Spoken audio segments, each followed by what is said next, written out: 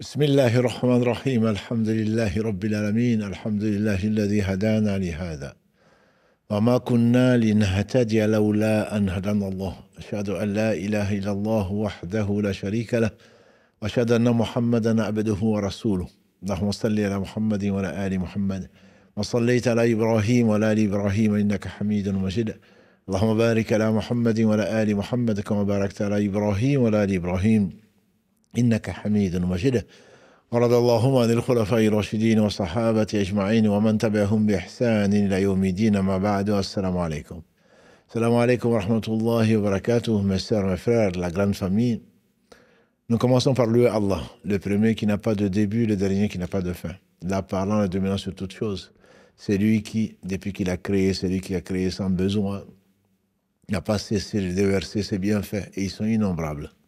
Oma abikum min ni'matin fa min Allah. Tout bienfait qui vous arrive, ça vient d'Allah subhanahu wa ta'ala. Et ceci n'a rien diminué à ce qu'il possède subhanahu wa ta'ala. Nous le louons donc. Nous revenons vers lui repentant, nous lui demandons protection contre les conséquences de le péché et les tendances de l'âme. Celui qui Allah guide, nul ne saurait l'égarer. Celui qui est privé de sa guidée, nul ne saura montrer le droit chemin. J'atteste donc qu'il est le seul digne d'adoration. J'atteste de la véracité, de l'exemplarité, de la prophétie de Muhammad ibn Abdillah. Qu'Allah bénisse ce prophète, sa famille, ses compagnons et tous ceux qui les auront suivis dans le droit chemin et nous fasse l'honneur d'en faire partie. Ensuite donc, bienvenue dans ce live du mercredi de la médecine des cœurs, parlant du devoir d'invoquer Allah subhanahu wa ta'ala. Wa qala rabbukum ud'uni astajib lakum. Votre Seigneur a proclamé, a ordonné, invoquez-moi et je vous répondrai. Et sa promesse est vraie. Donc ce Seigneur subhanahu wa ta'ala qui n'a besoin de rien a créé cet homme et le maître, il l'a mis à l'épreuve. Il l'a mis à l'épreuve pour que chacun voie le meilleur d'entre nous à l'œuvre, c'est-à-dire le plus sincère d'entre nous. Et celui qui suit, à cause de cette sincérité, la voie qu'il a tracée à tous les prophètes sans exception, tous musulmans, qu'Allah les bénisse tous, notamment culminant par la voie qu'a suivi Muhammad ibn Abdillah, qu'Allah bénisse ce prophète donc, que ses compagnons ont accompagné, suivi pas à pas dans le droit chemin, et tous ceux que Allah aime sont montés dans l'arche de Noé, comme on le fait dire l'imam Malik. La sunna, c'est l'arche de Noé, celui qui monte est sauvé. Il n'y avait que 80 familles. Dit Ibn Abbas, radiallahu anhu, il n'y a que 80 familles qui ont été sauvées, alors qu'il est resté parmi eux 950 années. Qu'Allah bénisse Nuh, le premier messager, un serviteur très reconnaissant, et qu'Allah nous rende reconnaissant de tous les bienfaits. Et Allah n'aime pas l'ingratitude. Il a donc ordonné de l'invoquer parce que le contraire de l'invocation, c'est l'ingratitude et c'est surtout l'orgueil. C'est l'orgueil. Et le prophète sallallahu alayhi wa sallam, dans ce qui nous a été rapporté par Nu'man ibn Bashir, qu'Allah l'agrée, il a dit, en substance, si vous voulez connaître l'adoration, c'est pourquoi il a créé, subhanahu wa ta'ala.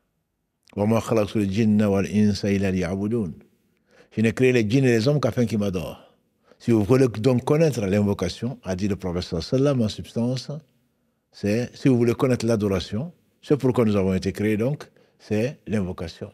En effet, tu annihiles, tu supprimes, tu annules tout espoir en autre qu'Allah subhanahu wa ta'ala. La crainte que peuvent faire ressentir les créatures disparaît devant la crainte d'Allah subhanahu wa ta'ala, qui, quand on le craint, quand on l'aime, quand on a espoir en lui, a assuré le bien-être dans ce bas monde et dans l'au-delà. L'espoir que tu peux avoir ne peut être que en lui subhanahu wa ta'ala. Et donc, ce Seigneur a décrété qu'il faut l'invoquer. D'où le devoir, le titre donc de notre série, le devoir d'invoquer. Nous avions vu, grâce à Allah subhanahu wa ta'ala, qu'il y a deux types d'invocation. Je le rappelle parce qu'on peut l'oublier. On pense souvent, quand on parle à l'invocation, on pense souvent à l'invocation de demande. Ya Allah, ô Seigneur. Ya Rabb plutôt, ô Seigneur. Ya Allah, ô Allah, donne-moi ceci, donne-moi cela. Mais il y a une autre façon que les croyants appliquent peut-être sans s'en rendre compte, c'est l'invocation, on a dit donc, d'adoration. Quand nous disons Alhamdulillahi Rabbil Alamin, les louanges, les remerciements, les éloges ne servent qu'au Seigneur de la création.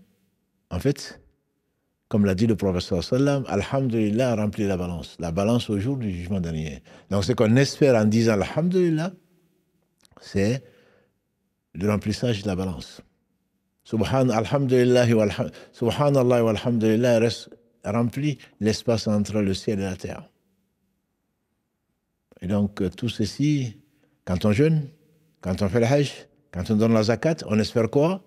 La récompense d'Allah subhanahu wa ta'ala. Et sa récompense est promise aux pieux. Par conséquent, il y a une façon d'invoquer Allah, je dirais implicite. Quand nous louons Allah, quand nous lui obéissons, quand grâce à lui, nous éloignons de sa désobéissance, c'est aussi l'invoquer en réalité, puisque c'est ce que l'on cherche, qui est chez lui. Et c'est lui seul, subhanahu wa ta'ala. Donc revenons à ce que chacun d'entre nous appelle l'invocation, en fait, les demandes. La demande d'invocation, donc, c'est vraiment ça, l'adoration. Aujourd'hui, s'il plaît à Allah subhanahu wa ta'ala, on va parler de quelques moments et quelques lieux symboliques, mais l'invocation, c'est tout le temps.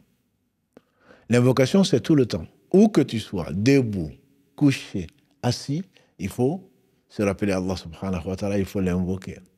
Parce que c'est lui qui répond. C'est lui qui répond.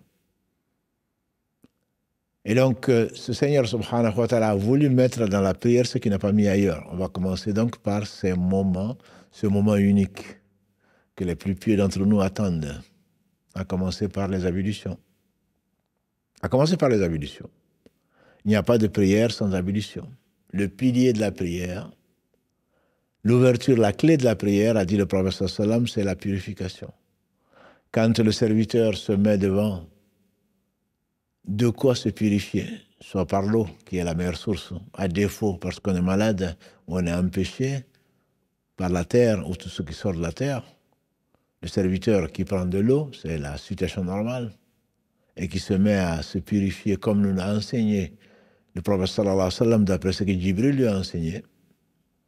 Quand il lave les mains, les péchés faits par les mains sortent, quand il lave la bouche, ainsi de suite. Et quand il a terminé, Omar ibn Khattab, radiyallahu ta'ala anhu, celui dont le shaitan était éloigné au point qu'il marchait sur le toit de Médine, Omar ibn Khattab, il a dit que le prophète sallallahu alayhi wa sallam a dit, celui qui fait ses ablutions, il fait ses ablutions, ensuite il dit Ashhadu an la ilaha illallah wa ashhadu anna Muhammadan abduhu wa rasuluh. Celui qui atteste donc qu'Allah seul mérite l'adoration, c'est pourquoi il a créé. Et que Muhammad est son messager, le sceau des prophètes. Les 8 portes du paradis s'ouvrent devant lui. Et il choisit celle par laquelle il va rentrer. Et donc quand on dit que les portes du ciel s'ouvrent, c'est-à-dire la miséricorde d'Allah subhanahu wa ta'ala est à sa portée. Hadith rapporté par l'imam Muslim. Également, on rapportait ce hadith l'imam Abu Daoud, de même que Tirmidhi, qu'Allah le fasse tous miséricorde. Donc, quand on fait les ablutions, c'est un moment particulier où il faut invoquer Allah. Othman ibn Affan, radiallahu ta'ala, a rapporté du prophète sallam également celui qui a fait ses ablutions et ensuite qui dit Ashhadu an la ilaha illallah, comme on l'a dit, Allahumma ja'alni min at-tawwabin wa ja'alni min al-mutatahhirin. Oh Allah, compte-moi parmi ceux qui reviennent vers toi repentants et compte-moi parmi les gens qui se purifient. Et dans le verset 222 de la sourate 2, sourate al-Baqarah, Allah dit, subhanahu wa ta'ala, Inna Allaha yuhibbu at-tawwabin wa yuhibbu al-mutatahhirin. C'est que, Ya Allah, aime-moi au moment où tu te purifies pour lui. Allah dit donc dans ce verset 222 de la sourate 2, al-Baqarah, Inna Allaha, certes Allah aime les tawwabin, ceux qui reviennent vers lui repentants, et il aime ce qui aime à se purifier. Donc c'est l'amour d'Allah que tu obtiens en lui demandant ça à un moment bien précis, un moment où sa miséricorde, subhanahu wa ta'ala, donc se manifeste au travers de l'ouverture de 8 portes du paradis. Et simplement, malheureusement, on est là en train de se nettoyer les mains, la bouche, le visage, sans vraiment voir dans quel moment particulier Allah nous offre, quel moment particulier. Il y a des moments, bien sûr. Allah met sa bénédiction là où il a voulu, et c'est lui qui détermine. Il y a des moments particuliers, il y a des endroits particuliers, donc il faut en profiter avant qu'il ne soit trop tard. Tu as fini les ablutions, Tu te diriges vers la mosquée, quand tu peux le faire, alors il y a un autre moment qui t'attend, qui est le moment de l'appel à la prière. L'appel à la prière est un moment, dit le prophète sallam d'après Sahal ibn Sa'ad al-Sa'adi, qu'Allah l'agrée, il a dit que le prophète sallam a dit il y a deux moments où les invocations ne sont pas rejetées. Deux moments où les invocations ne sont pas rejetées. Quand il y a l'appel à la prière ou quand tu es en face de l'ennemi. Quand on croise les fers. Quand tu es en face de l'ennemi pour l'affronter pour la cause d'Allah subhanahu wa ta'ala. Et quand l'appel à la prière est fait, c'est deux moments où les invocations ne sont pas rejetées. Donc on répète après le mu'adhin, après le muezzin, on répète ce qu'il dit en espérant avoir la même récompense. Et ensuite, on doit dire Raditu billahi rabban. Je suis satisfait d'Allah comme Seigneur. Wa bil islam dina, et d'islam comme la religion, ma religion. Wa bi Muhammad sallallahu alayhi wa sallam nabiyyan wa rasula, et de Muhammad comme envoyé, comme prophète et envoyé.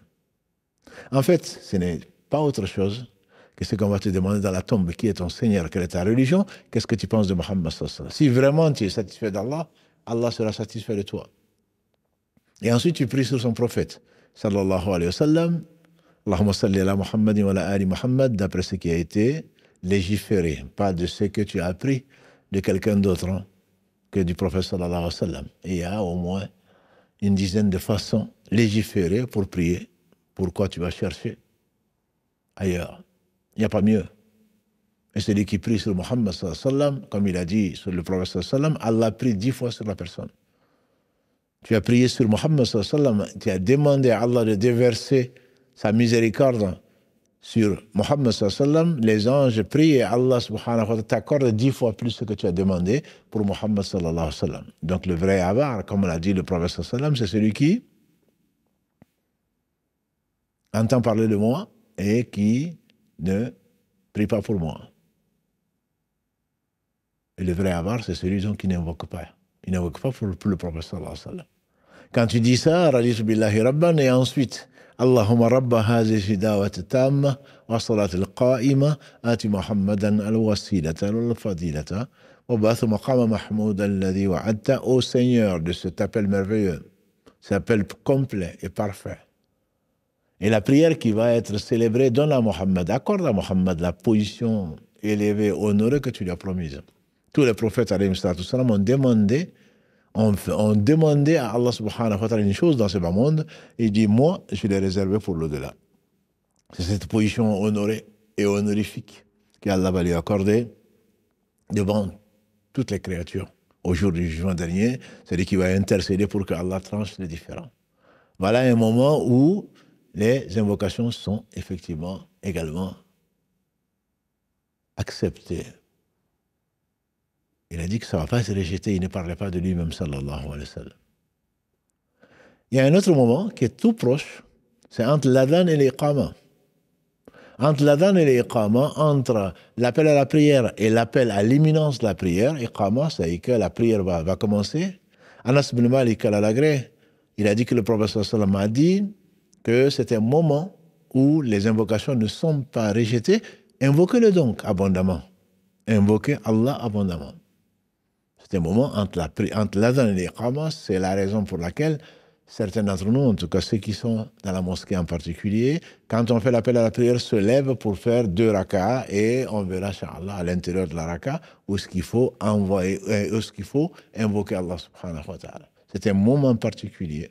Hadith rapporté par l'imam Abu Daoud et Darimi, si ma mémoire est bonne, et donc de Anas bin Malik, qui rapporte que c'est un moment entre l'adhan et l'iqama, quand tu entends l'appel à la prière, et avant qu'on ne commence la prière, c'est un moment où les invocations ne sont pas rejetées. Qu'est-ce qu'on perd comme temps? Qu'est-ce qu'on perd comme occasion? C'est des occasions qui ne se représenteront pas jusqu'au jour du jugement derrière.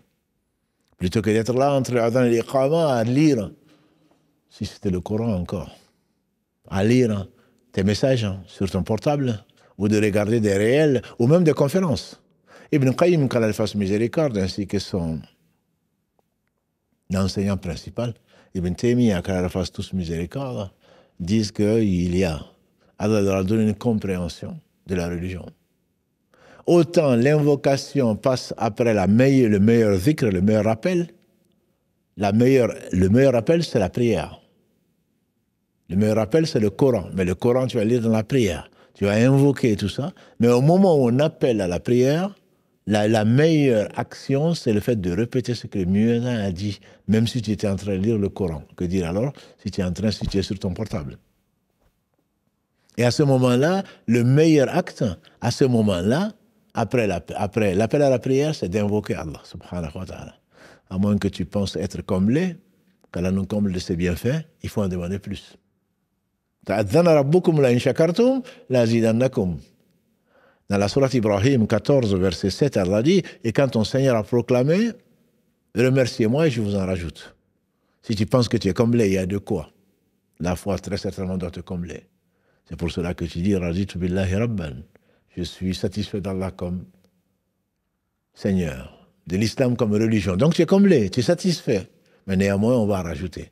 On va remercier Allah subhanahu wa ta'ala pour la foi, pour l'islam, pour la santé, pour tout ce qu'il nous a donné depuis qu'il nous a créés. Et on espère de lui qu'il nous fera rentrer dans son paradis en nous pardonnant nos péchés.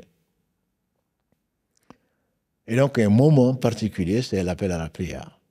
C'est entre le iqama et entre le adhan et l'iqama. Un autre moment non moins particulier, c'est quand tu es dans la prière, bien sûr. Quand tu es dans la prière. Quand tu es dans la prière, le dialogue dont nous avons parlé, hadith rapporté par l'imam Muslim, Abu Daoud et Tirmidhi de Abu Huraira, radiallahu ta'ala anhu, quand Allah subhanahu wa ta'ala dit, dans le hadith Qudsi, j'ai divisé ma prière entre mon serviteur et moi, et mon serviteur aura ce qu'il aura demandé. Donc Allah assure que le serviteur aura ce qu'il aura demandé. Quand mon serviteur dit Alhamdulillahi Rabbil Alamin, Allah dit, mon serviteur m'a loué, ou m'a louangé. Quand le serviteur dit Ar-Rahman Ar-Rahim, mon serviteur a fait mon éloge. Quand il dit Maliki Yawmiddin, Allah dit mon serviteur m'a glorifié. Et quand il dit Iyyaka na'budu wa iyyaka nasta'in, et on a appris la semaine dernière que c'est la façon d'invoquer Allah, puisque nous l'enseigne dans la meilleure des prières qui est la Fatiha. Meilleure des prières qui est la Fatiha. C'est la raison pour laquelle on doit louer d'abord Allah subhanahu wa ta'ala. Ensuite, lui dire, reconnaître qu'on est son serviteur. Iyyaka na'budu, c'est toi seul que nous adorons. Et en même temps, on affirme qu'il est le seul digne d'adoration, donc on est son serviteur. Wa iyyaka nasta'in, c'est toi seul dont on demande donc le secours ou l'aide. D'où l'unicité. Iyyaka, toi seul, qui mérite d'être adoré. Et donc dans l'adoration, nous sommes tes serviteurs, nous sommes tes adorateurs, et en même temps c'est de toi dont nous attendons donc l'aide. Et ton aide suffit très certainement. Et Allah dit, ça c'est entre mon serviteur et moi. Et mon serviteur aura ce qu'il aura demandé. Donc, nécessairement, si tu demandes sincèrement la guider, la meilleure des choses de ce bas monde, si tu demandes la guider, très certainement Allah va te guider. Si vraiment ton cœur est présent, comme on l'a vu la semaine dernière et la semaine d'avant, la sincérité, la présence du cœur sans laquelle Allah n'accepte pas. Allah n'accepte pas l'invocation de celui dont le cœur est absent. Et donc, si le cœur est vraiment absent, si le cœur est vraiment présent dans ce cas, ihdina siratal mustaqim, guide-nous dans le droit chemin, le chemin de ceux que tu as comblés tes bienfaits. Qu'Allah nous compte parmi ceux-là. Qui sont-ils? Verset 69 de la sourate 4. Comment yuti'illaha wa rasoul, celui qui a obéi à Allah et au messager, les deux vont de pair. C'est Allah qui les a associés. Allah qui n'accepte pas l'association. C'est lui qui l'a associé. Comment yuti'illaha wa rasoul, celui qui obéit à Allah et au messager, أولئك مع الذين أنعم الله عليهم من النبيين والصديقين والشهداء والصالحين فحسن أولئك رفيقا. Dans la sourate Les Femmes, 4, verset 69, Allah dit, celui qui obéit à Allah et aux messagers, voilà ce qu'Allah a comblé de ses bienfaits. Parmi les prophètes, il n'y en a plus. Les gens véridiques, il y en a très peu. qu'Allah nous compte parmi ceux-là. Les martyrs témoins, Allah seul sait où placer son épreuve. Et les gens qui font le bien. Et quelle belle compagnie. Et quelle belle compagnie. Donc, si Allah subhanahu wa ta'ala te permet 17 fois par jour, dans 17 rakas minimum, te permet de demander ça, une fois que tu es sincère, alors sois bienheureux. Sois assuré sa satisfaction soit assurée de la récompense qu'il a promise à ces gens-là. Et quelle belle compagnie, dit-il, subhanahu wa ta'ala. Donc c'est un moment très particulier d'invocation, un moment où Allah accepte. Un autre moment, qui est celui de la fin de la Fatiha. Quand l'imam lit la Fatiha, quand tu pries en groupe, bien sûr, quand l'imam lit la Fatiha, le prophète nous dit, quand l'imam lit la Fatiha, dites Amin.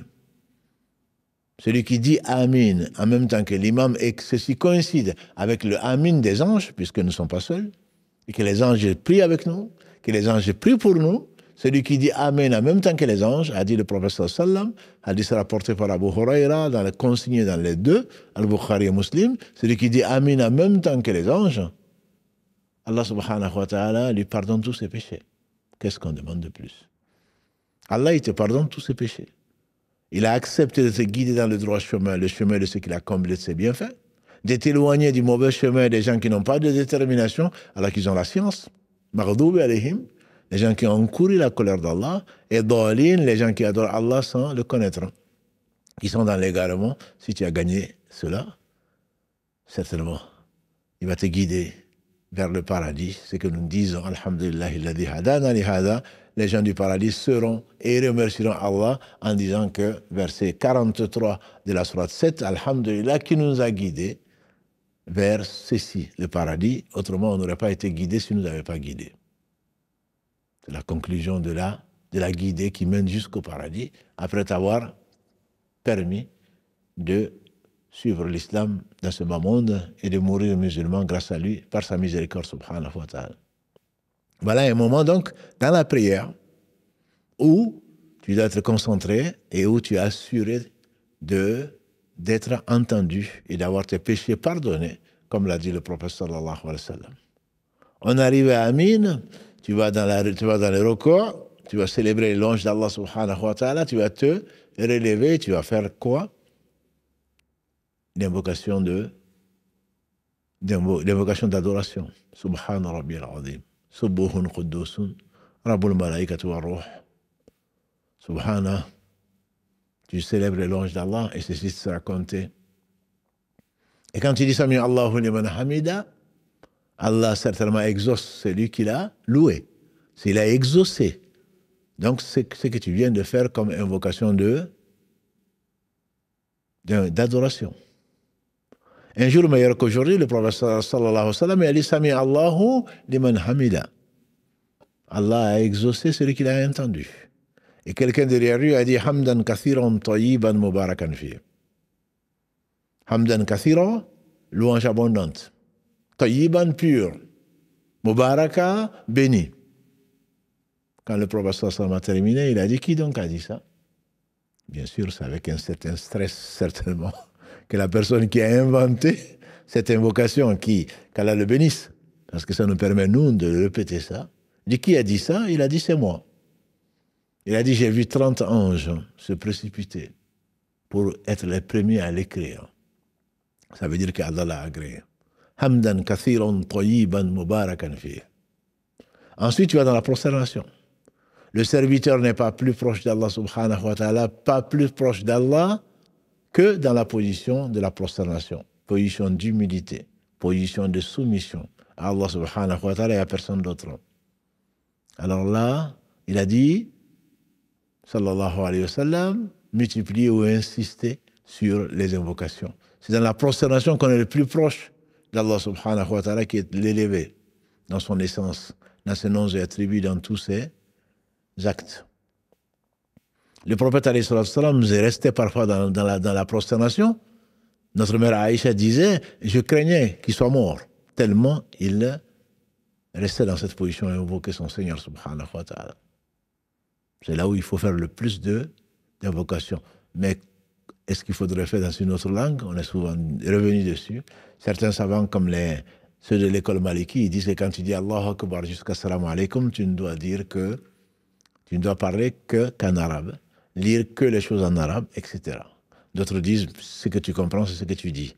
Dans la divergence, je nous ai conseillé d'apprendre les meilleures invocations concises et riches, que sont les hadiths, ou dans la citadelle du musulman, par exemple, ou les versets du Coran que l'on connaît sans réciter les versets. Le prophète sallam a interdit de réciter les versets. Par contre, on peut extraire des invocations simples, comme Rabbana atina fi dunya hasana, wa fil akhirati hasana, wa qina adhaban nar, 201 de la sourate 2. Seigneur, donne-nous une belle part dans ce bas monde, belle part dans l'au-delà, tu as tout eu. Et préserve-nous du châtiment, du feu. Ou ce que nous connaissons, Rabbana la tu'akhidna in nasina aw akhta'na, le dernier verset de la sourate Al-Baqarah, verset 286. Et le prophète sallam a dit, Allah, celui qui le dit, Allah dit, ça t'a été acquis. Seigneur, ne nous tient pas rigueur si on oublie ou si on se trompe. Rabbana wa la tahmil alayna isran kama hamaltahu ala alladhina min qablina. Ne nous charge pas, Seigneur, comme tu as chargé les gens d'avant. Et ne charge pas plus qu'on peut supporter. Wa'afu anna, efface-nous nos péchés. Waghfir lana warhamna, pardonne-nous et fais-nous miséricorde. Anta maulana, tu es notre Seigneur, notre allié. Fansurna al-qawmi kafirin, donne-nous la victoire sur des gens injustes. Ou bien d'autres versets comme ceux qui suivent dans la fin de la sourate 3, sourate Al-Imran, où Allah subhanahu wa ta'ala nous parle des gens qui disent Rabbana innana sami'ana munadiyan yunadi lil iman an aminu bi rabbikum fa'amanna Rabbana faghfir lana dhunubana wa kaffir anna sayyi'atina wa tawaffana ma'al abrar. Seigneur, pardonne-nous nos péchés et fais-nous rejoindre à notre mort parmi les gens que tu as agréés. Et d'autres invocations simples, mais qui doivent venir du cœur, qui sont les meilleures que Allah subhanahu wa ta'ala a laissées pour nous comme héritage. Ça, c'est la prosternation. On n'est pas plus proche d'Allah subhanahu wa ta'ala, pas plus proche d'Allah que dans la prosternation. Et donc, dans cette prosternation, au lieu de faire la prière du coq, des gens qui à peine sont arrivés, la tête est arrivée par terre, qui sont relevés. Dommage. Après avoir lu Allah subhanahu wa ta'ala le très haut, subhan rabbi al-a'la, wa bihamdihi, on demande à Allah ce qu'on peut, ce qu'Allah nous inspire en plus. Et il a dit, wa qala rabbukum ud'uni astajib lakum. Ton Seigneur l'a proclamé, invoquez-moi et je vais vous répondre. C'est avec cette conviction. Et cette conviction qu'on évoque Allah subhanahu wa ta'ala dans la prosternation autant que l'on peut. Et c'est pas fini. Il a été rapporté de façon authentique du prophète sallallahu alayhi wa sallam qu'on n'est pas plus proche. Abu Umama, Kalalagré, il a dit que le prophète sallallahu alayhi wa sallam a dit là où on est le plus proche d'Allah subhanahu wa ta'ala, c'est à la fin de la prière. La fin de la prière a été diversement interprétée par les savants. Qu'est-ce que la fin? Duburu Salah. Ibn Qayyim et son enseignant principal, Ibn Taymiyyah, ont dit Dubur Salah, c'est la fin de la prière, c'est-à-dire après la prière sur le prophète sallam, la prière ibrahimi et avant le salam. C'est l'avis que le Cheikh Mohammed Saleh ibn al-Uthaymin, qu'Allah lui fasse miséricorde, c'est vers cet avis qu'il penche. Parce que l'imam a dit, le cheikh de l'islam plutôt a dit, il est imam aussi, il dit, en arabe, quand on dit dubur shay, la fin d'une chose, c'est la dernière partie. Comme la fin la dernière partie d'une monture. Elle fait partie de la monture. Donc, tout ce qui est invocation pour ces savants, et c'est peut-être l'avis le plus fort, se fait avant de dire le salam. Et c'est là où se place ce que le prophète nous a enseigné, conseillé de dire, de rechercher la protection d'Allah subhanahu wa ta'ala contre 4 choses. Allahumma inni a'udhu bika min azab jahannam, min azab al-qabr, min fitnat al-mahya wal-mamat, min sharri fitnat al-masih ad-dajjal. Et donc, les 4 choses, il a dit, n'abandonnez pas, ne négligez pas. À la fin de chaque prière, de demander à Allah subhanahu wa ta'ala la protection contre 4 choses, le châtiment de l'enfer, le châtiment de la tombe, les tentations de la vie et de la mort, et le mot des tentations de l'antéchrist, qu'Allah nous en préserve. Et donc, il est conseillé de le dire après la prière sur le prophète sallallahu alayhi wa sallam et avant de faire le salam. Il a dit également à Mu'adh ibn Jabal Karalagré, « Ya Mu'adh, wallahi, oh que je t'aime. Mu'adh, oh que je t'aime, wallahi, je t'aime. » Ne néglige pas à la fin de chaque prière, de bourou salah, encore une fois, à la fin de chaque prière, de dire « Allahumma inni ala dhikrika wa shukrika wa husni ibadatik. » Oh Allah, assiste-moi. Je ne peux pas le faire sans toi. Ya kanabudu wa ya kanasta'in. Oh Allah, assiste-moi à la dhikrika, à faire ton rappel, à la shukrika, à te remercier, wa husni ibadatik, et de parfaire ton adoration, grâce à toi, subhanahu wa ta'ala, et pour toi, et par toi. Et donc, l'avis le plus fort, c'est de le faire avant le salam. Certains le font après le salam à cause de l'ambivalence. La fin de la prière obligatoire est-elle après le salam ou juste avant le salam? L'avis le plus pertinent, à mon humble avis en tout cas, c'est le fait de le dire avant de faire le salam. La raison nous dit que tu visites le roi, qui dit « Levez le voile entre mon serviteur et moi », parce qu'il est en train de prier. Tu lui demandes ce que tu veux, les choses les plus importantes, comme les choses les plus minimes. Et ensuite, tu dis « Salam alaikum », la porte se referme, et après tu dis « Ah oui, Allah donne-moi ceci, donne-moi cela, donne-moi ceci, donne-moi cela ». On voit beaucoup de gens lever les mains, on a vu la semaine dernière l'importance de lever les mains, mais beaucoup de gens lèvent les mains après la prière. Ceci n'a pas été rapporté du prophète sallallahu alayhi wa sallam, même si on a dit c'est très très conseillé tout le temps quand on invoque Allah, sauf quand l'imam est sur le mimbar, et également à la fin de la salat. Il n'a pas été rapporté à ma connaissance que le prophète sallallahu alayhi wa sallam levait les mains à ce moment-là. Mais en dehors de ça, on a dit que plus de 100 hadiths font allusion au fait de lever les mains et donc la bienséance à lever les mains, puisque Allah subhanahu wa ta'ala, comme l'a dit le prophète sallallahu alayhi wa sallam, est pudique. Salman al-Farisi, Kalalagré, il a dit que votre Seigneur est pudique et généreux. Il ne renvoie pas des mains tendues vers lui. Par conséquent, le fait de tendre les mains, ça se fait, mais pas après la prière. Comme ce n'est pas après la prière, l'avis le plus fort, ce n'est pas un péché de ne pas demander à Allah ce dont nous avons parlé, tout ce qu'on veut dans la prière, de le faire qu'après. Mais c'est bien mieux la fin de la prière, l'explication la plus plausible et la plus pertinente est le fait de le faire avant de faire le salam. Un des arguments pour cette position, c'est le verset 103. 103 de la sourate Encore les femmes, la sourate 4. وَإِذَا قَضَيْتُمُ الصَّلَاةَ فَاذْكُرُوا اللَّهَ قِيَامًا وَقُعُودًا وَعَلَى جُنُوبِهِمْ. Et quand vous avez terminé, là c'est quand vous avez terminé la prière, rappelez-vous Allah, le dhikr. Et donc c'est pour ça que l'avis le plus pertinent, c'est que quand on invoque Allah, c'est avant le salam.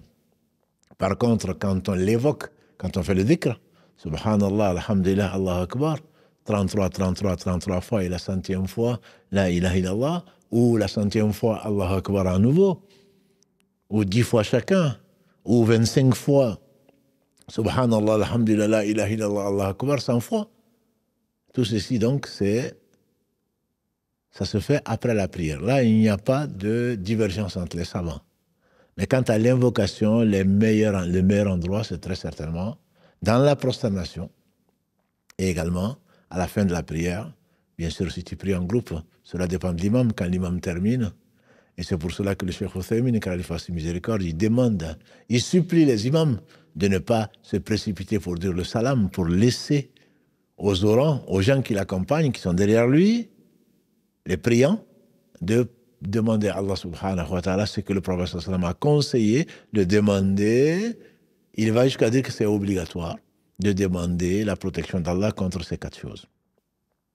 Le châtiment de l'enfer, le châtiment de la tombe, les tentations de la vie et de la mort et les maux des tentations de l'antéchrist. Donc tout ceci nous amène à invoquer Allah subhanahu wa ta'ala abondamment. Et ça fait partie donc des moments très importants dont on doit profiter, Inch'Allah, si Allah le veut. Si Allah le veut, pour l'invoquer, il a promis donc de répondre. Ça, c'est autour de la prière et c'est pas fini. C'est pas fini parce que la prière, ça, c'est la prière obligatoire. On parle de la fin de la prière obligatoire. Quant à la prière surrogatoire, le meilleur moment, a dit le prophète sallam, pour les prières surrogatoires, c'est la nuit. C'est le dernier tiers de la nuit. Plus de 28 hadiths, on a dit, plus de 28 compagnons plutôt du prophète sallam ont dit que notre Seigneur, gloire à lui, le parfait, à qui rien ne ressemble, descend comme ici à sa majesté le dernier tiers de la nuit pour demander qui m'invoque, je l'exauce. Et qui me demande, je lui accorde. Et dont l'une des versions a été rapportée par Abu Huraira encore, Kalalagré, consigné dans les authentiques des imams Al-Bukhari et Muslim. Qu'Allah leur fasse miséricorde. Ce qui veut dire que le dernier tiers de la nuit, même si tu n'as eu qu'une demi-heure avant, même si tu n'as eu que 5 minutes, je dirais, le moment précis où le prophète a dit que si l'un d'entre vous, le meilleur moment pour la prière du huître, c'est-à-dire l'impair, est donc la nuit, quand on se lève et que l'on prie, et avant le fajr, on finit par une unité. Mais quand tu crains de ne pas te lever, tu fais le huître, comme l'a dit Abu Huraira, radiallahu anhu, mon ami, le prophète sallam m'a conseillé 3 choses, de faire le huître avant de dormir, de faire 2 rak'ahs de duha et de jeûner 3 jours par mois. Et donc, si tu crains de ne pas te réveiller, ou quand le fajr, comme en Europe, est à 4 heures du matin, ou même plus tôt, à ce moment, mieux vaut faire le huître avant de dormir. Et si Allah subhanahu wa ta'ala te réveille, te tire de la mort pour que tu puisses prier, alors tu continues à faire ces prières-là. Au moins, tu as déjà fait la prière. Et si tu t'es pas levé, juste que Allah t'a redonné la vie, le prophète me dit, celui qui se réveille dans la nuit et qui dit Subhanallah, Alhamdulillah, la ilaha illallah, Allahu Akbar, wa la hawla wa la quwwata illa billah, ou la ilaha illallah wahdahu la sharika la lahul mulku wa lahul hamdu, wa huwa ala kulli shay'in qadir, celui qui le dit, et ensuite il dit Allahumma ighfirli, oh Allah, pardonne-moi, Allah lui pardonne. Et s'il se lève, après avoir ouvert les yeux, s'il dit ça, il se lève, il fait les ablutions, il prie, sa prière sera exaucée, a dit le prophète sallam. Donc la dernière partie de la nuit est certainement la meilleure partie, tant pour les invocations que pour la prière qui est surrogatoire. Et on aura besoin des prières surrogatoires puisque nos prières sont incomplètes. Chacun d'entre vous, a dit le prophète sallam, aura de sa prière la moitié, le tiers, le quart jusqu'au 10e, comme il a dit. Donc, pour les compléter, Allah subhanahu wa ta'ala dira aux anges, j'ai regardé le livre de la prière de mon serviteur. S'il est complet, j'accepte tout. Et pourtant, il a multiplié la bonne action 10 fois. Et quand tu es en groupe, de 25 à 27 fois, soit de 250 à 270 fois ta prière, alors que tu n'as prié qu'une seule prière. Allah t'accorde, si tu es en groupe, la récompense 250 à 270 fois. Le miséricordieux et le généreux. Donc la prière de la nuit est la meilleure partie des invocations, la place des invocations dans la prière de la nuit est certainement les meilleures et Allah loue ces gens-là. Dans le verset 18 de la Sourate 51, il décrit les Al-Abrar, Muhsinin, les gens qui font le bien. Il a dit dans la Sourate Zariyat 51, verset 18, إنهم كانوا من قبل ذلك محسنين كانوا قليلا من الليل ما يهجعون. Ils étaient bien auparavant. C'est des gens de bien. Ils dormaient peu. قليلا من الليل ما يهجعون وبالأسحار هم يستغفرون. Et le matin venu, ou l'aube venue, ils demandaient abondamment pardon à Allah. Ils demandaient pardon à Allah, les gens de bien. فحسن أولئك رفيقا. Voilà les salihin, les gens qui font du bien. Il dit et loue également ses serviteurs dans la sourate 32 à Sajda, verset 16 et 17. تتجافى جنوبهم عن المضاجع يدعون ربهم خوفا وطمعا ومما رزقناهم ينفقون. Leurs flancs, leur côté s'arrache du lit. تتجافى جنوبهم عن المضاجع, là où ils se couchent. Ils se lèvent donc, ils arrachent leur flanc du lit, en train d'invoquer Allah. Yad'ouna rabbahum, ils invoquent leur Seigneur, khawfan wa tama'a, avec crainte et espoir. Et ce qu'ils ont, de ce qu'ils ont, ils dépensent une partie. Et Allah leur annonce quoi? وَلَا تَعْلَمُ نَفْسٌ مَا أُخْفِيَ لَهُم مِّن قُرَّةِ أَعْيُنٍ جَزَاءً بِمَا كَانُوا يَعْمَلُونَ. Et aucune âme ne sait ce qui leur a été réservé comme récompense de ce qu'ils ont fait. Dans l'islam, ce n'est pas je veux faire, il faut le faire. Il faut essayer de faire. Jaza'an bima kanu, la récompense pour ce qu'ils faisaient, pas pour ce qu'ils voulaient faire. Beaucoup de prétentieux. Moi, je veux faire ceci. Moi, je veux faire cela. Si Allah, par sagesse, par miséricorde, t'a empêché de le faire, il va te récompenser. Ibn Abbas rapporte du prophète sallam que Allah a dit que celui qui veut faire une bonne action et qui l'a fait, Allah le récompense de 10 à 700 fois. S'il a une bonne action et il a une bonne intention plutôt de faire donc une bonne action et qu'il a été empêché de cela, Allah lui dit aux anges d'écrire une bonne action complète. C'est-à-dire tu veux te réveiller, tu veux faire du bien, mais tu n'as pas pu le faire, Allah dit aux anges d'écrire comme si tu l'avais fait. N'as-tu pas vu qu'il n'y a que 2 catégories de personnes qui sont à jalouser, si on peut l'appeler, à envier? Celui qui a pris de la science, ou dans une version le Coran, et qui l'enseigne matin, midi et soir. Tu te dis, si j'avais la même science, j'aurais fait la même chose. Allah dit aux anges d'écrire comme si tu l'avais la même chose. Comme si tu avais fait la... Lui, il a appris, il a passé du temps, il a peu dormi, j'imagine, pour pouvoir enseigner, pour pouvoir répéter, pour pouvoir réciter le Coran. Et toi qui n'as pas cette science, mais qui aime Allah, qui aime les gens de science, Allah dit aux anges d'écrire comme si tu en faisais partie.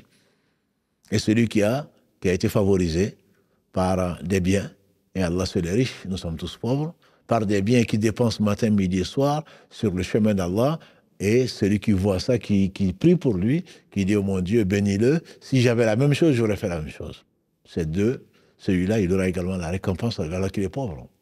Nous sommes certainement tous des indigents vis-à-vis d'Allah. Ya ayyuhan nasu, antumul fuqara ila Allah. Wallahu huwal ghaniyul hamid. Oh vous les gens, verset 15, la sourate 35. Ghafir, la sourate 35, le grand pardonneur. Verset 15, ô vous les gens, ô humains, vous êtes tous pauvres, des indigents vis-à-vis d'Allah. C'est Allah qui est le riche, l'indépendant, le digne de louange.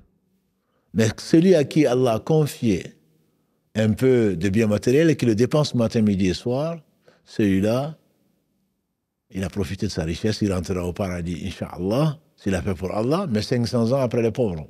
Mais le pauvre qui voit ça et qui se dit, au lieu de dire, mais regarde ce qu'il fait, il est complètement sot, c'est un sot.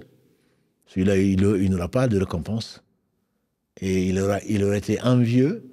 Et par contre, le pauvre qui le voit et qui dit, oh mon Dieu, bénis cet homme ou cette femme, elle dépense matin, midi et soir, en secret comme en public. Allah bénis-le ou bénis-la et accorde une grande récompense. Allah va t'accorder la même récompense alors que tu n'as rien dépensé. Parce que le cœur, encore une fois, ce morceau de chair qui, quand il est sain, tout le corps est sain. Et quand il est corrompu, tout le corps est corrompu.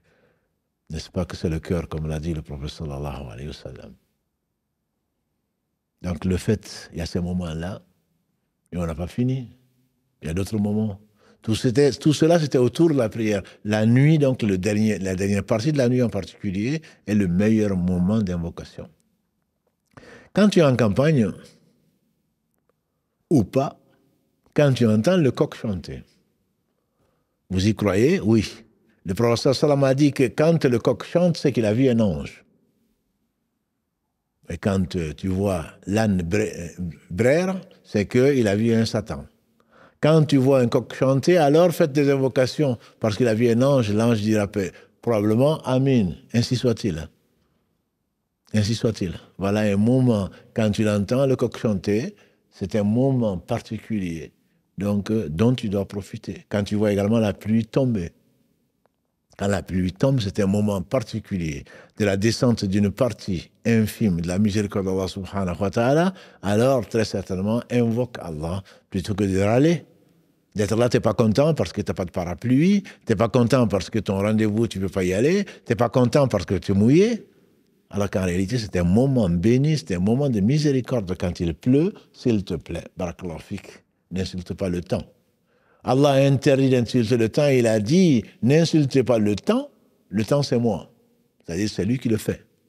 Ce n'est pas la météo qui fait le temps, c'est Allah qui fait le temps qu'il faut. Heureusement que c'est lui qui le fait. Ça nous aurait été laissé, on ne serait jamais d'accord. N'insultez pas le temps. Donc quand il pleut, c'est de la miséricorde. Le paysan, quand ce n'est pas une inondation en tout cas, le paysan il est bien content. Les gens sont, parce que sans eau, il n'y a pas de vie. C'est un moment particulier pendant lequel tu dois et tu ferais bien d'invoquer Allah subhanahu wa ta'ala parce que sa miséricorde est infinie et notamment pendant ces moments-là. Il y a encore d'autres moments. C'est pas ce qui manque.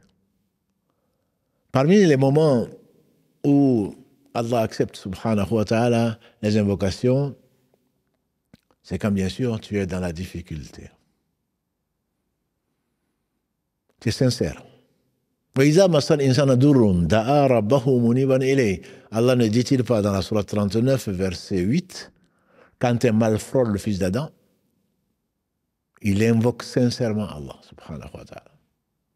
Et après, bien sûr, une fois qu'il le délivre, le voilà ingrat. Allah se décrit lui-même.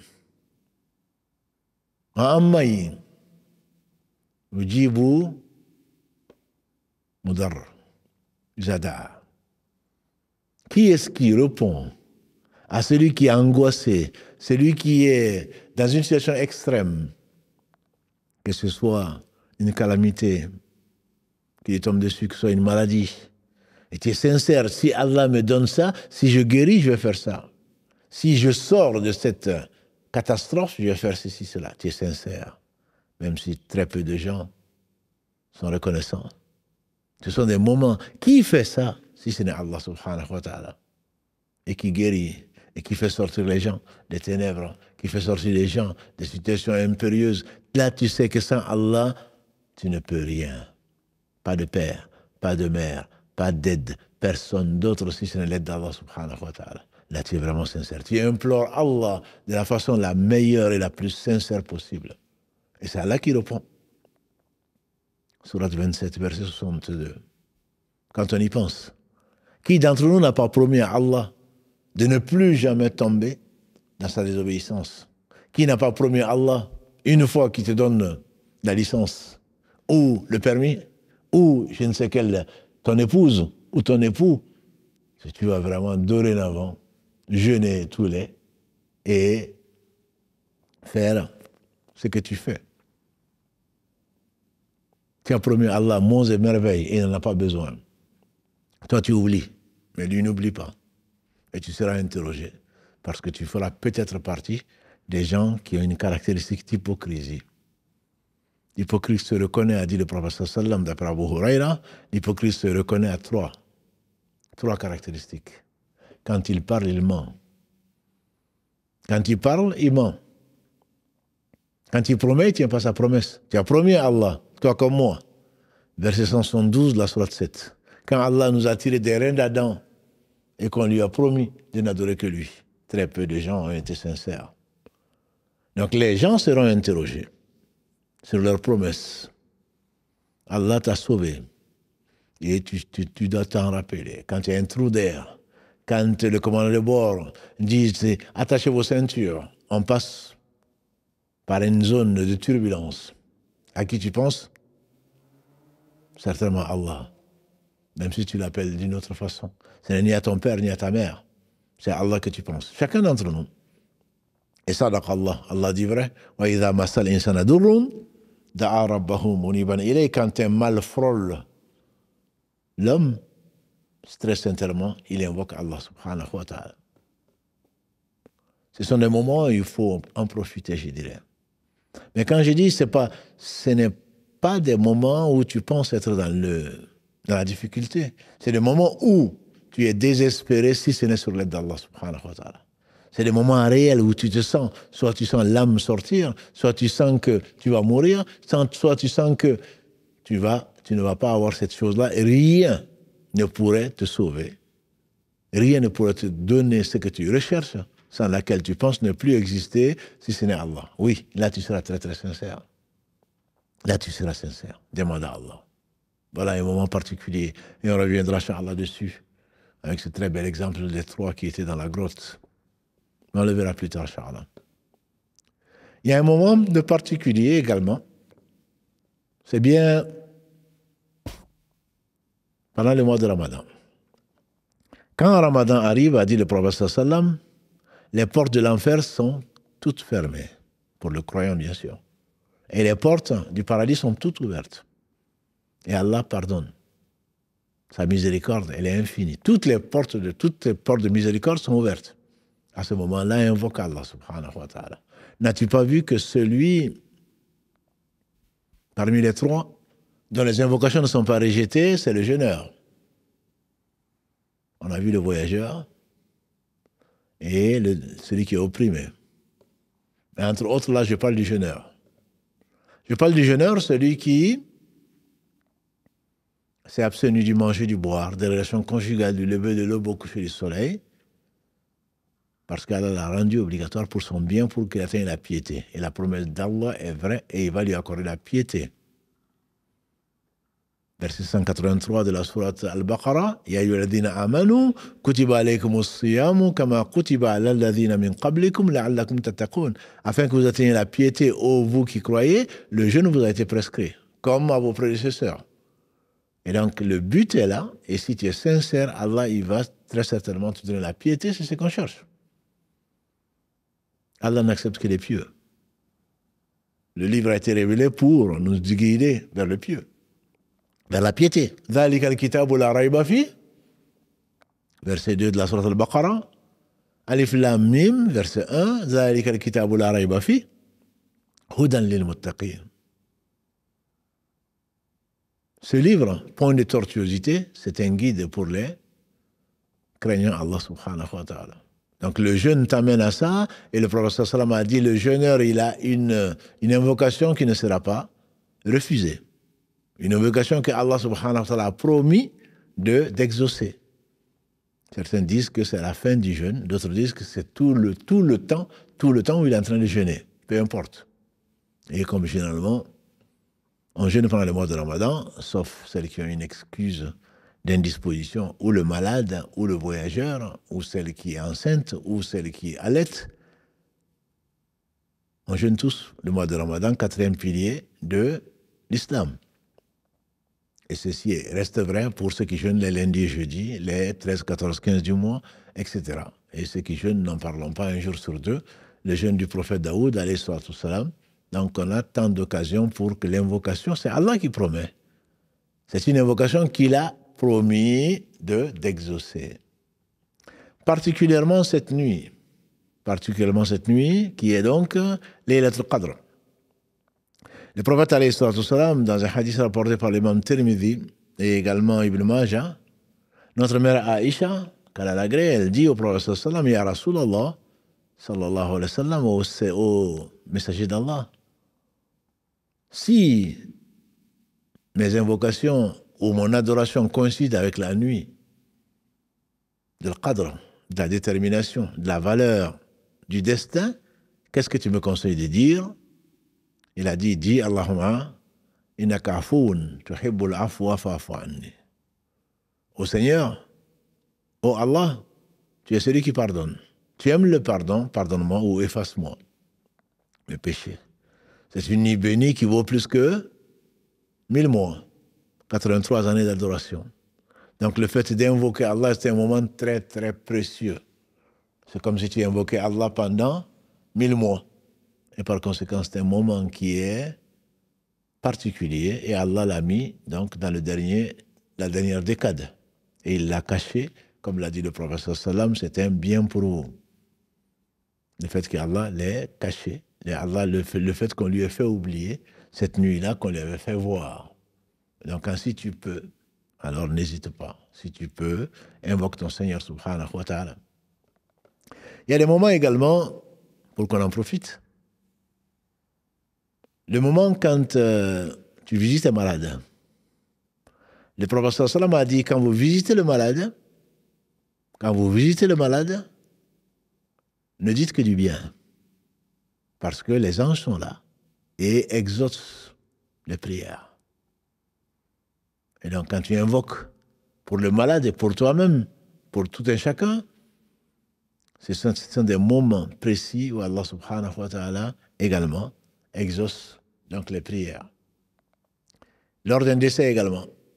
Lors d'un décès, quand vous visitez une famille où quelqu'un est décédé, ne dites également que du bien parce que les gens disent Amin à ce que vous allez dire. Donc ce n'est pas la peine de chercher des pleureuses pour venir se lamenter et parfois même dire des mots qui sont insensés, qui sont contraires à l'esprit et à la lettre de la religion. Le fait de et qu'est-ce que j'ai fait à Allah pour mériter ça? Et qu'est-ce que je vais devenir? Non. Tu vas le regretter très certainement d'avoir pacté avec Satan qui t'a fait oublier Allah subhanahu wa ta'ala. Allah t'a laissé à toi-même. Ce sont des moments très importants pendant lesquels tu dois invoquer pour le décédé, tu dois également invoquer pour toi-même et invoquer pour les autres. Et il se peut que Allah subhanahu wa ta'ala accepte donc ces invocations.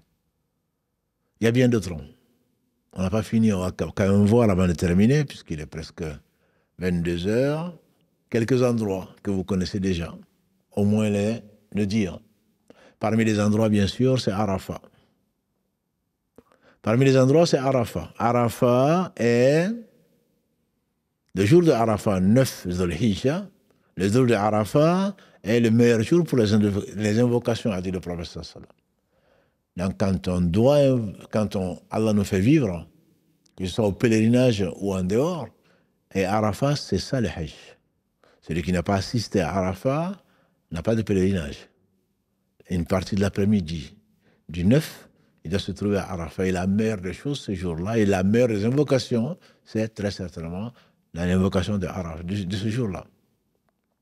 Ensuite, quand tu vas se retrouver à Mashir al-Haram, à Muzdalifa, quand tu vas quitter Arafat après le coucher du soleil, et que tu vas prier le Maghrib et l'Isha ensemble, tard et fatigué, et que tu vas te réveiller, prier le Fajr, Allah te dit d'invoquer Allah, de faire du zikr jusqu'à ce que le soleil se lève ou presque. En tout cas, c'est la sunna du prophète sallallahu alayhi wa sallam. C'est un endroit également où c'est particulièrement indiqué. Indiqué également d'invoquer Allah subhanahu wa ta'ala, c'est le rajm, des jamarat. À Mina, quand tu vas quitter Muzdalifa, quand tu vas le premier jour avec 7 petits cailloux lapider la grande stèle, ce n'est pas ce jour-là, mais c'est les 2 jours d'après où tu vas lapider la petite. Le prophète sallam s'écartait un peu sur la gauche en direction de la Qibla. Il levait ses mains jusqu'à ce qu'on voyait ses aisselles. Il invoquait Allah très longtemps, quand on peut. Aujourd'hui, avec le service d'ordre, avec le monde qu'il y a, tu n'as peut-être pas le temps d'invoquer autant que tu l'espères.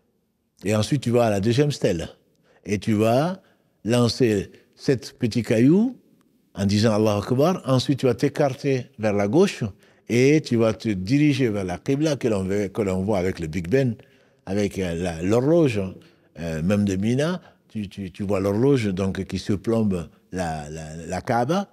Tu te diriges vers la Kaaba et tu invoques autant que tu peux jusqu'à ce que tu oublies.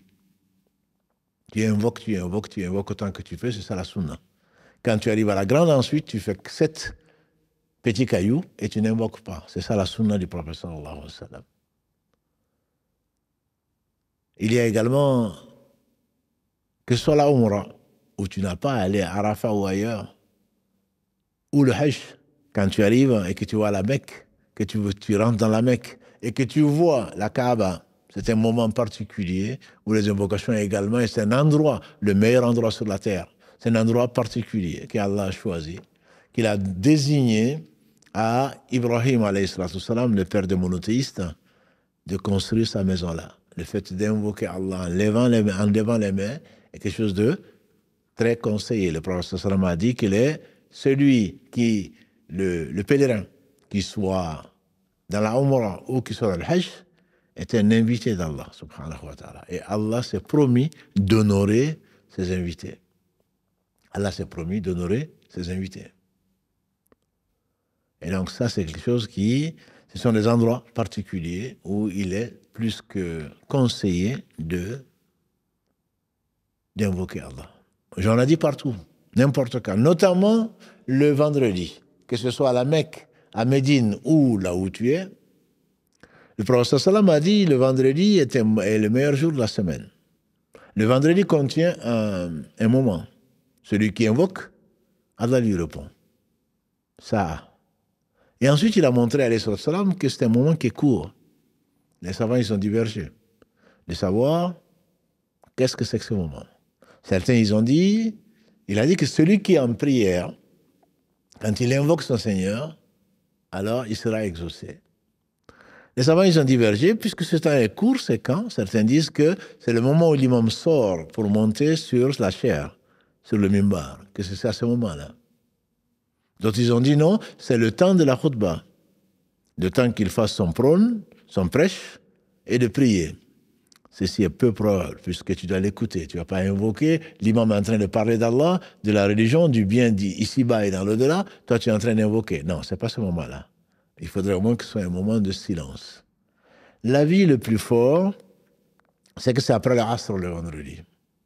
Pourquoi, quand quelqu'un est en prière, la prière, puisque l'adoration même c'est l'invocation, que tu sois en train de lire la sourate Kahf, comme on en a parlé, et Karim Baraklafi en a fait un réel, donc de notre live du lundi, que ce soit la prière la sourate Kahf que tu lis ou que tu pries abondamment sur le prophète sallallahu alayhi wa sallam, c'est ce qu'il nous a demandé. Donc on parle de prière. Il a dit celui qui est en prière. Le prophète sallallahu alayhi wa sallam, il a dit priez sur moi, notamment le vendredi. Et donc que tu multiplies les invocations sur le prophète sallallahu alayhi wa sallam, tu as tout intérêt. Allah multiplie tes invocations, Allah multiplie plutôt tes bénédictions 10 fois plus. Et Ibn Mas'ud, qu'Allah l'agrée, il a dit que j'étais avec le prophète sallallahu alayhi wa sallam, avec Abu Bakr et Omar. Et j'ai loué Allah. Et j'ai prié sur son prophète sallallahu alayhi wa sallam. Qu'est-ce qu'il a dit? Il a dit, demande, tu seras exaucé. Demande, tu seras exaucé. Donc si on le fait pour nous-mêmes.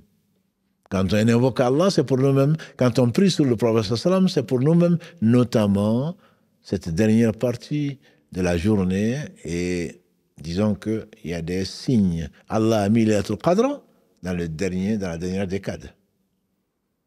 Et vos salaires, nos salaires sont donnés à la fin du mois. C'est à la fin, c'est pas au début.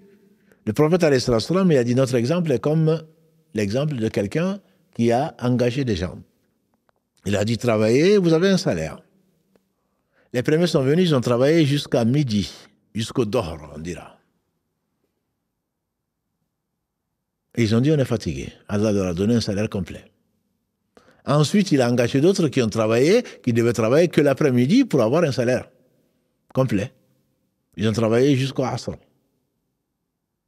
Ils ont dit on est fatigué. Allah leur a donné un salaire complet alors qu'ils n'ont travaillé que le quart de la journée. Certains la moitié, ils ont eu le même salaire que ceux qui ont travaillé la moitié. Ensuite, nous, on est venus, on a travaillé un quart du Asr jusqu'au coucher du soleil. Allah nous a donné un double salaire. Les deux premiers groupes, ils ont dit, c'est pas normal. Un quart a eu la même chose que la moitié. Et les derniers qui sont venus, c'est-à-dire nous, on a eu un double salaire en travaillant un quart du temps. Et Allah dit, est-ce que vous avez été injustement traités? Ils ont dit non. Il dit alors voilà une faveur d'Allah qu'il accorde à qui il veut. Donc la dernière partie de la journée, c'est là où les gens se précipitent pour faire des bénéfices. Pas dans l'au-delà malheureusement, dans ce bas monde. Et c'est pour cela peut-être que la prière de l'après-midi, Salat al-Asr, est appelée la prière Wusta, celle du milieu. Allah dit Hafidhu ala salawat wa salat al-Wusta wa qumu lillahi qanitin. Observez, respectez la prière aux heures bien précises. Hafidhu, gardez. Ala salawat, aux prières, au pluriel. Au pluriel. Et notamment la prière du milieu, on dit que c'est la prière de l'après-midi. C'est à ce moment-là, c'est la plus difficile aux hypocrites. Parce qu'ils sont paresseux. Ils n'ont pas goûté, et ils ne goûteront certainement pas le goût de la prière. Quand le prophète sallam aimait tant la prière, on se débarrasse, comme beaucoup d'entre nous malheureusement, de la prière. Alors que c'est la prunelle des yeux du prophète sallallahu alayhi wa sallam, et c'était, donc c'est l'acte plutôt le plus aimé d'Allah subhanahu wa ta'ala. Donc le fait que ce soit la prière du Asr indique également que c'est la meilleure partie de la journée, et c'est du meilleur jour, ce serait vendredi, et il a dit alayhi sallam de multiplier la prière sur lui sallallahu alayhi wa sallam, et donc c'est une invocation, celui qui prie sur lui, Allah prie et le bénit 10 fois. Il y a très certainement également une chose qu'on vous demande souvent, c'est le fait de prier pour nous. Celui qui prie pour son frère absent, quel que soit l'endroit, quel que soit le moment, celui qui prie secrètement pour son frère ou sa sœur, Allah subhanahu wa ta'ala dit, l'ange dit Amin ainsi qu'à toi. Donc une façon indirecte de prier pour nous, c'est de prier pour les autres en leur absence. Qu'Allah vous bénisse avec toutes les prières que vous faites pour l'équipe, et également n'oubliez pas nos pères, vos pères, vos amis, vos proches, même s'ils ne sont pas encore guidés, de prier pour eux. Allah subhanahu wa ta'ala seul sait de qui il accepte. Mais ça, Inch'Allah, on verra les différentes catégories, ceux pour qui il faut prier en particulier, et comment il faut le faire, dans quel ordre, etc. Mais ça dépasse donc le cadre du live d'aujourd'hui. Pour résumer donc, puisque le temps imparti est terminé, c'est que les moments sont nombreux, pour ne pas dire tous les moments sont bons pour faire les invocations. Et Allah se fâche contre celui qui ne l'invoque pas, comme l'a dit le prophète sallam dans le hadith rapporté par l'imam Ahmad, Tirmidhi et d'autres, d'après Abu Huraira. Allah se fâche contre celui qui ne l'invoque pas.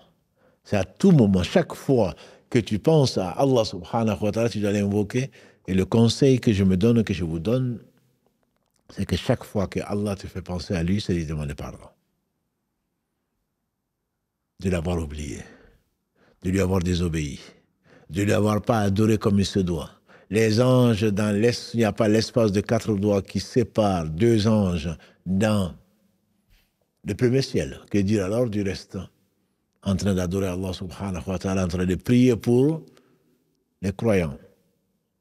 Et nous, on oublie Allah. Et quand on a fait la prière, on pense avoir tout fait, ça y est, maintenant on peut aller jouer. Maintenant, on peut se permettre d'oublier Allah, qu'Allah nous pardonne.